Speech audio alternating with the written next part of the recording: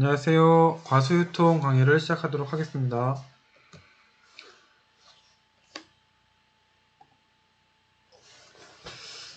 지난번에 이제 이론 내용 다룬 거에 이어서 이제 가격 전략인데 이것도 이제 시험 문제를 위해서 한다. 그냥 그렇게만 생각해 주시면 되겠습니다. 가격이야 뭐 정하고 싶은 대로 정하면 제일 좋은데 농산물의 가격은 정하고 싶다고 정할 수 있는 게 아니잖아요. 도매시장에서 거의 정해주기 때문에 사실 뭐 여기 나온 게 뭐 큰 의미가 있나 싶긴 하지만 원래라면은 이런 식으로 정하는 것도 있다 이렇게 보시면 될 것 같습니다. 저희가 정할 때는 주로 뭐 경쟁 수준 가격 결정법에 많이 따르죠.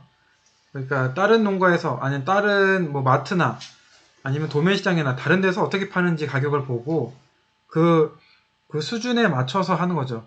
저희 같은 경우에는 아무래도 좀 싸게 파니까 경쟁 수준 이하 가격 결정법에 따르죠.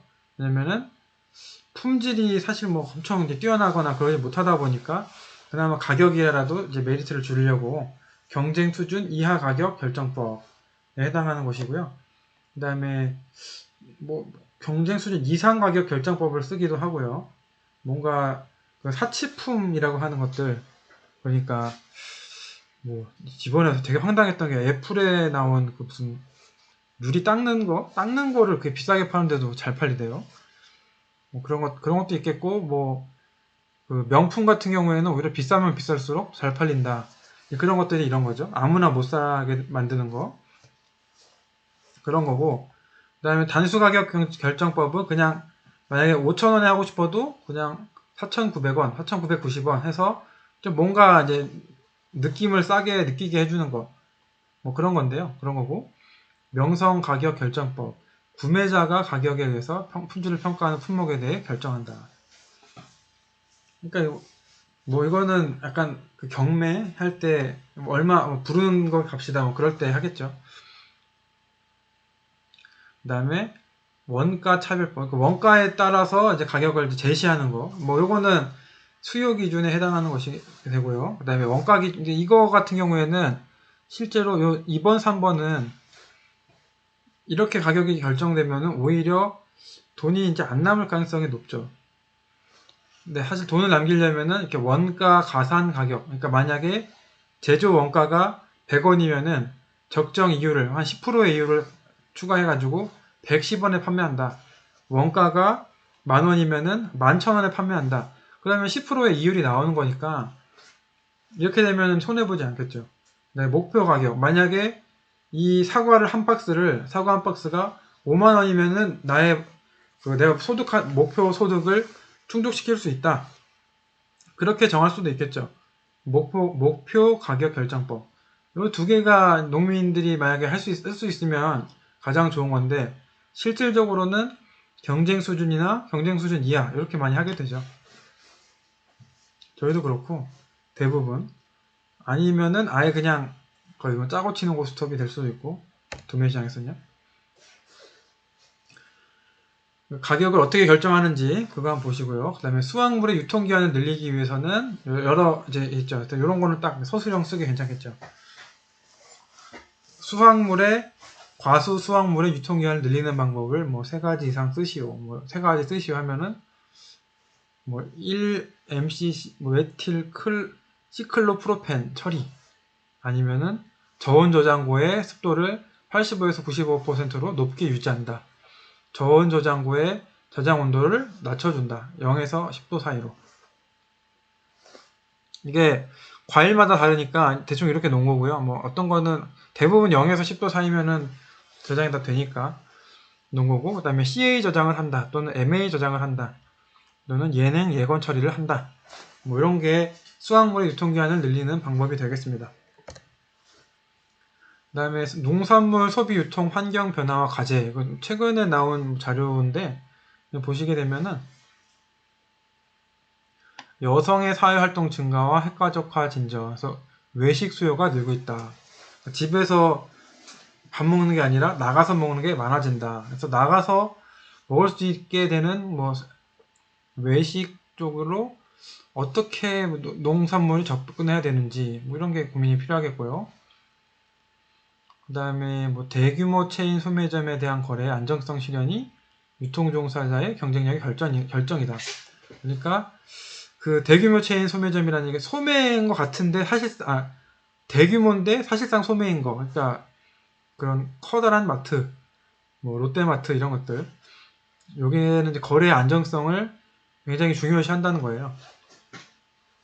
그러니까 한 번 판매하는 것이 아니라 주기적으로 뭐 어떤 상품을 사과 100kg를 매주 제공 뭐 이런 식으로 거래 안정성을 중요시하는 것이 이제 소매점 뭐 이렇게 된다는 거고요. 그다음에 이 또 대형 체인 소매점과 개별 단위 소매점에 공존한다.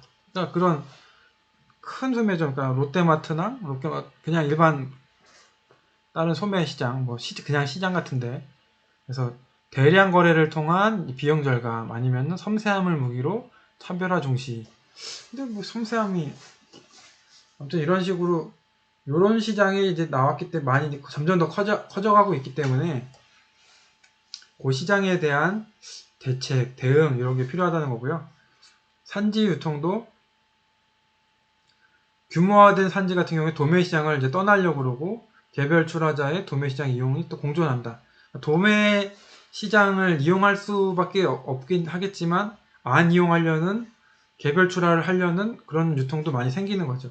유통 단계가 너무 많고 유통 단계에 의해서 빠져나가는 그 마진이 있다 보니까 그걸 줄이기 위해서 아예는 직거래나 아니면 개별 출하 이렇게 하는 시장도 생겨간다 이런 것입니다.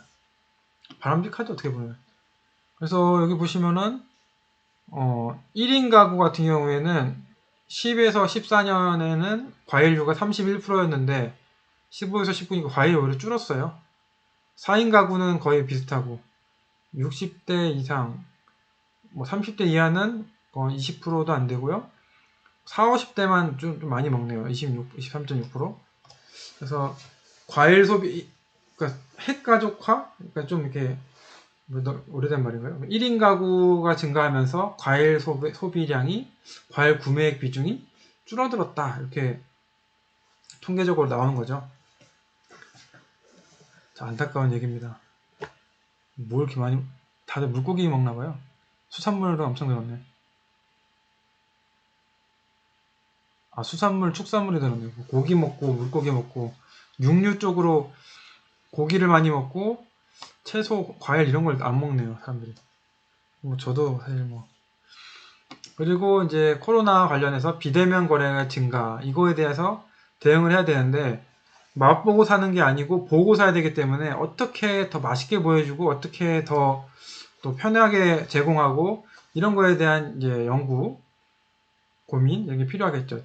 아날로그에서 디지털 중심으로 가속화된다. 그러니까, 그 온라인 뭐 커머스, 온라인 마켓 이런 것들이 점점 늘어나고 뭐 쿠팡이나 뭐 인스타그램에서도 라이브로 농산물 판매 이런 게 이제 많아집니다. 그래서 뭐 어떤 이제 그 그런 쪽으로 전문하시는 아나운서나 리포터들이 계시고 그분들을 초빙해서 방송을 찍어가면서 이제 광고를 해가지고 농가에서 판매하는 그런 방식도 많이 하는 거죠. 농장을 크게 하고 좀 뭔가 홍보하기 위해서는 그런 것도 이제 필요한 거고 유튜브 방송 한 번 찍는데도 돈이 막 많이 들려면 많이 드는데 그래서라도 어쨌든 해가지고 알리려고 하는 거죠. 그런데 그때 이게 맛있어 보이려면 어떻게 해야 되는지 근데 먹어보지 않고 그 사진만 보고 또 영상만 보고 이거 맛있겠다 이렇게 느끼게 해주려면 어떻게 해야 되는지에 대한 연구가 필요하겠죠. 소비자가 알고 싶어하는 정보를 시각화 끊임없는 아이디어가 필요하다. 그래서 먹방 하듯이 막 맛있게 먹는다고 딱 맛있어 보이는 게 아니라 뭔가 뭐 색도계나 이런 거를 보여준다든지 아니면 당도를 측정해서 뭐 보여준다든지 먹고서 막 맛있다 이렇게 하는 거는 사실 뭐 다 뻥일 수도 있으니까 뭔가 진짜 수치화되는 정보 이런 것도 필요할 것 같은데 그리고 이제 외식 횟수가 늘어났다. 가정 내 조리 횟수도 줄었다. 계속 이렇게 바뀌어가는 거에 대해서 과연 그러면은 이런 사람들이 이렇게 변할 때 사람들은 무슨 과일을 먹을 것인가 아니면은 과일을 어떻게 제공해야 사람들이 사 먹을 것인가 이런 이제 연구를 많이 하고 연구가 필요하고 이제 그런 거죠.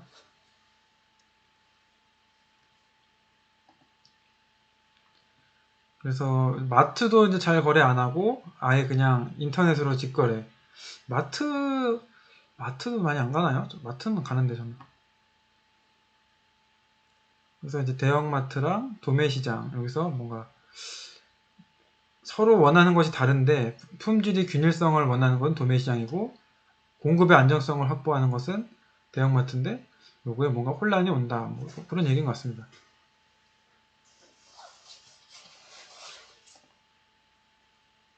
근데 이거는 17년 기준이지만 도매시장이 이제 거의 60%에 가깝죠. 그래서 도매시장이 아직도 여전히 굉장히 큰 비중을 차지하고 있고요.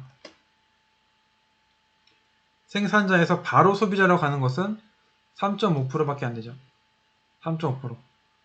다 이제 뭔가를 거쳐가지고 가는데 산지 유통인이 바로 소매상으로 대형 유통업체로 바로 건너는 게 이제 30%가 되는 거죠. 요게 이제 많아지고 있다는 거.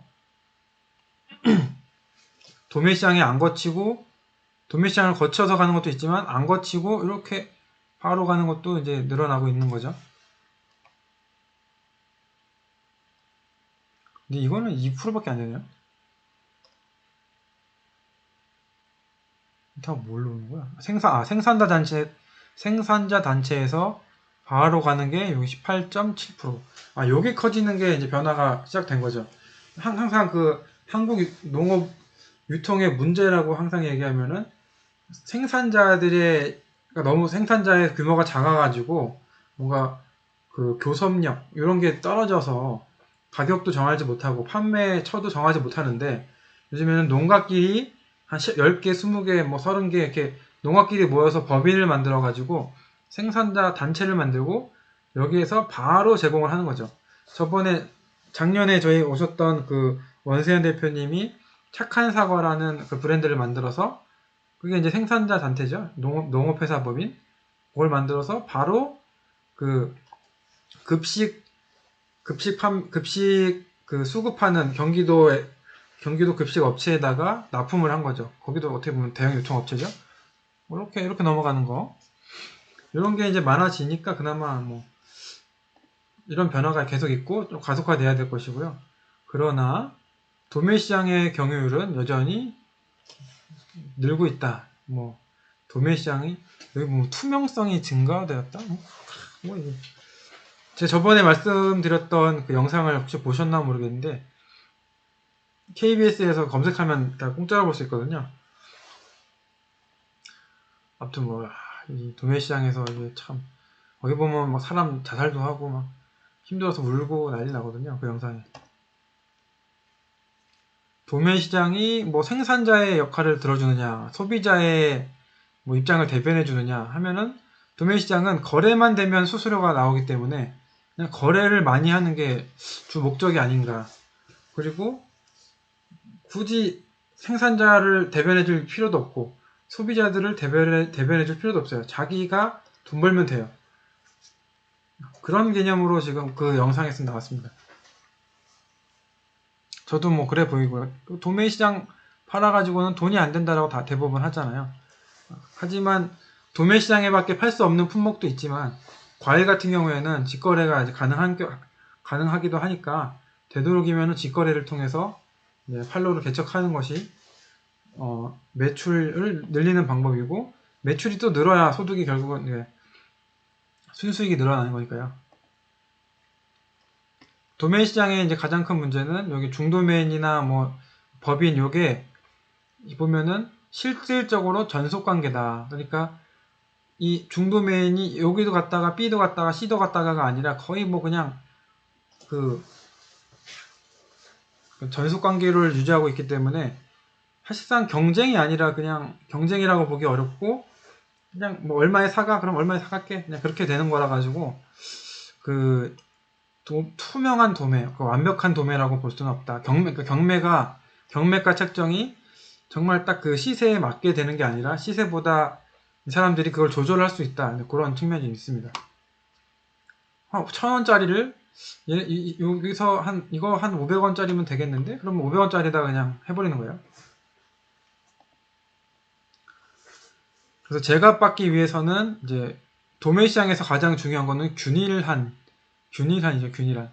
그래가지고 저희 이제 배 박스도 바뀐 게 원래 테이프로 붙이는 거였는데 이제 뚜껑으로 덮는 걸로 바뀌었잖아요.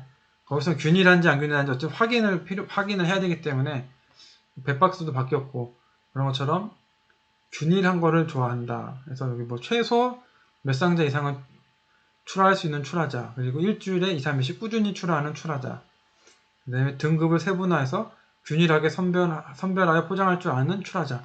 요렇게 해야 도매시장에서 이제 가격을 잘 받을 수가 있고, 안 그러면은 사실 한 1,000원은 받을만 한 건데 그냥 아예 500원, 400원 아예 뚝 떨어뜨려 버리는 거죠.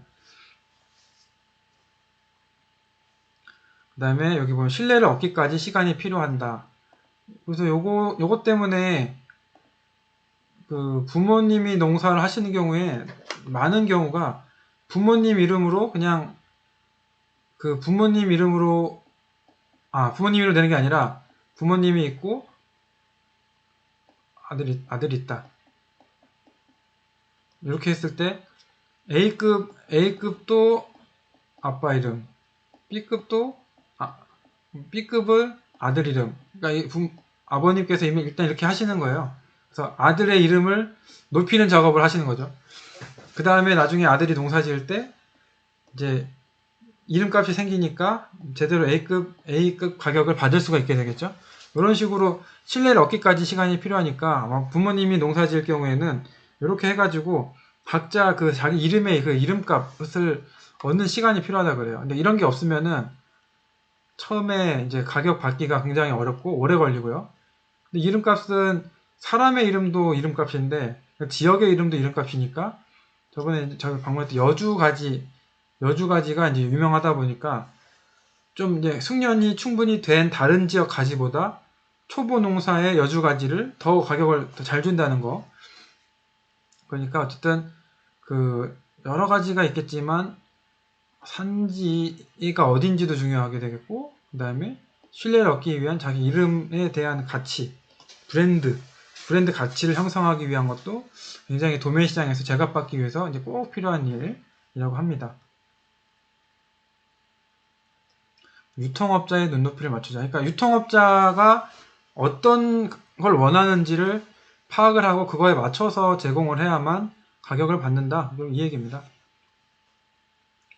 그래서 안정적인 계속된 거래로 유대관계를 통한 파트너십 형성.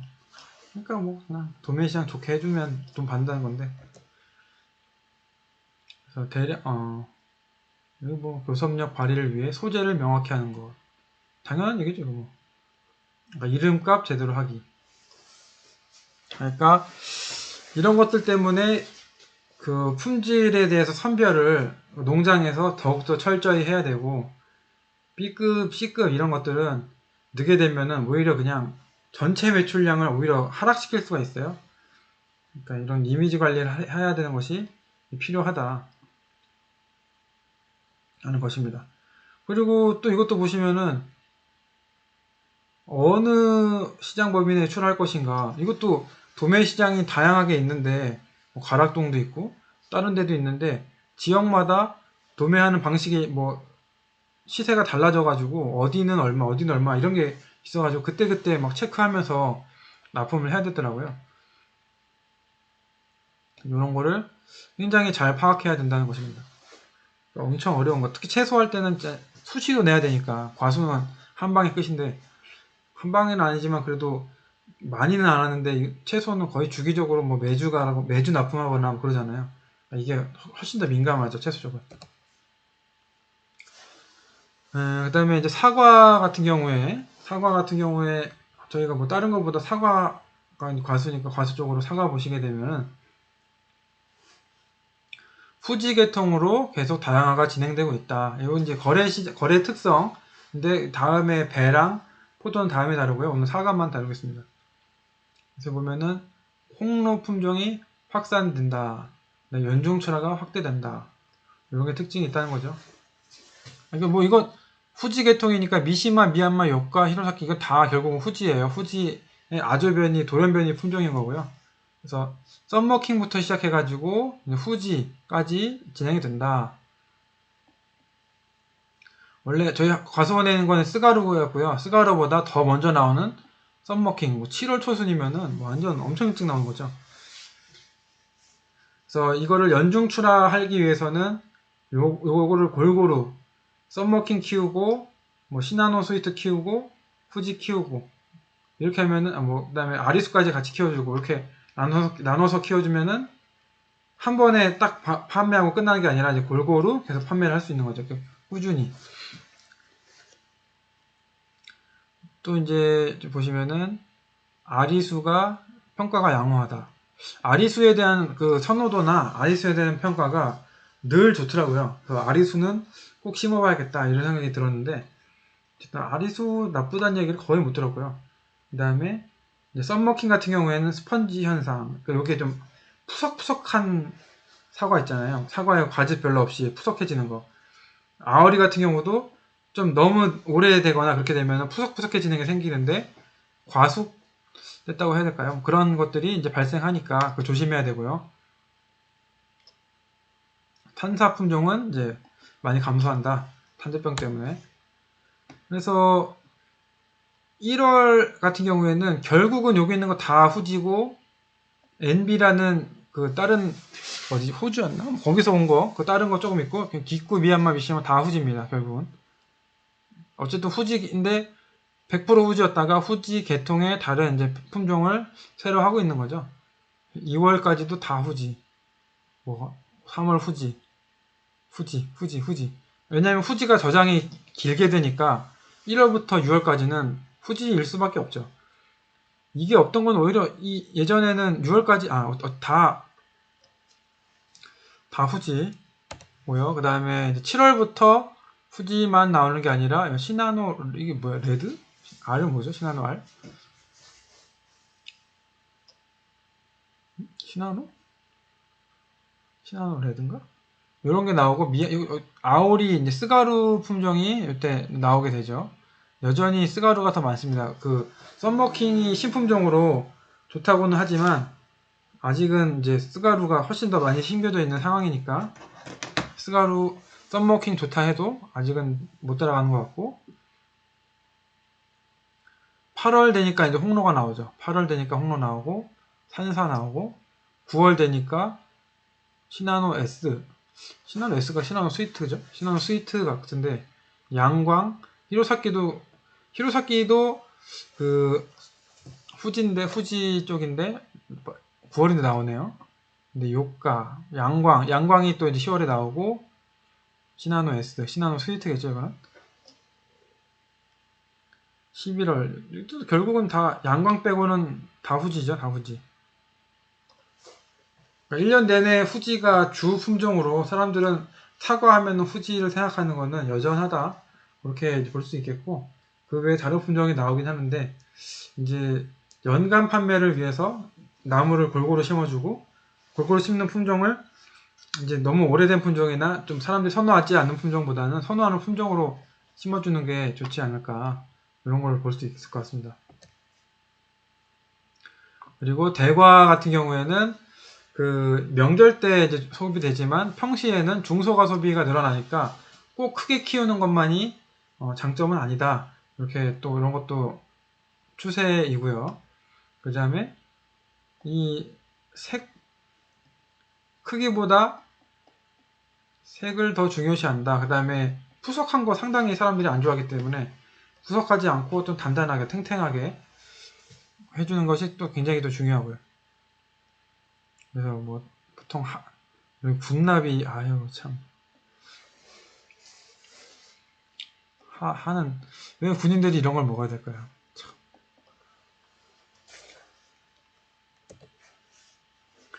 그 다음에 또 스가루, 아오리 품종 같은 경우에는 동록 유무를 가장 중요시한다. 동록이 올해 상당히 많이 발생했는데 이 사과할 때 참 그 먹는 데나 뭐 사실 맛보는 데 전혀 지장이 없지만 그 상품성을 갖추기에는 참 이제 안 좋아서 동록을 잘 안 발생, 동록이 발생되지 않도록 관리하는 게 참 이제 필요하겠다 이렇게 많이 느꼈습니다. 그리고 착색이 많이 되면은 무르다 판단해서 오히려 착색이 많이 된 스가루는 선호도가 떨어진다는 것이죠. 근데 맛은 훨씬 좋던데 사람들이 왜 그러나 모르겠어요. 사실 좀 시간이 지나니까 좀 맛은 있어도 좀 이렇게 식감이 안 좋아지는 것도 있긴 하더라고요. 네. 너무 늦게 따거나 하면 안 된다. 저는 이번에 좀 너무 늦게 따긴 했습니다. 그래서 스가루는 맛은 약간 푸석푸석하고 좀 이렇게 덜 익은 맛 나도 그래도 상관이 없다는 거죠. 그게 이제 그 도매 시장의 추세입니다. 이건 소비자의 추세, 도매 시장의 추세니까 이런 것 같기도 하고, 이제 소비자들도 마찬가지겠죠. 홈런은 색깔, 당도, 경도. 그렇죠? 착색이 또 워낙에 사과는 늘 착색 얘기를 안 할 수가 없기 때문에 착색 얘기 늘 하고요. 그다음에 탄저병이 심각하기 때문에 이제 관리가 중요하고, 그다음에 90% 숙기가 진행된 상태에서 수확.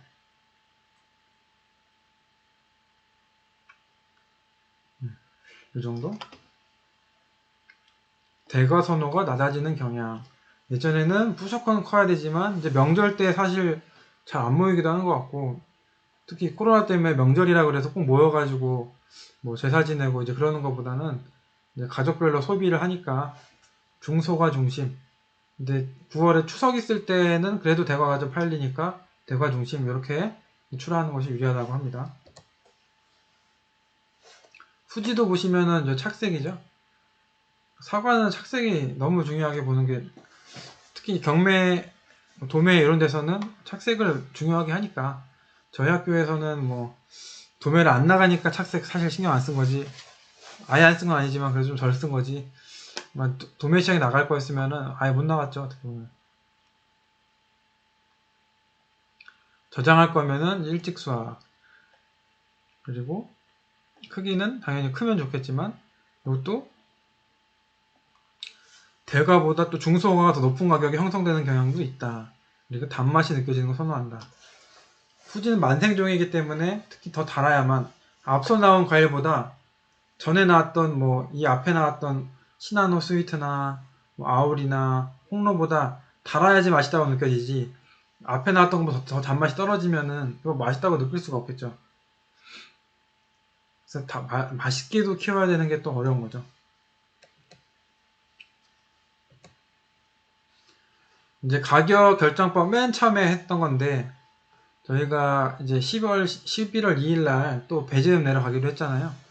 배즙 한 봉, 120ml 한 봉을 얼마에 파는 게 좋겠는지, 그냥 어떤 가격 결정법에 의해서 얼마 하면 되겠다, 이렇게 한번 계산해 주시면 될 것 같습니다. 감사합니다.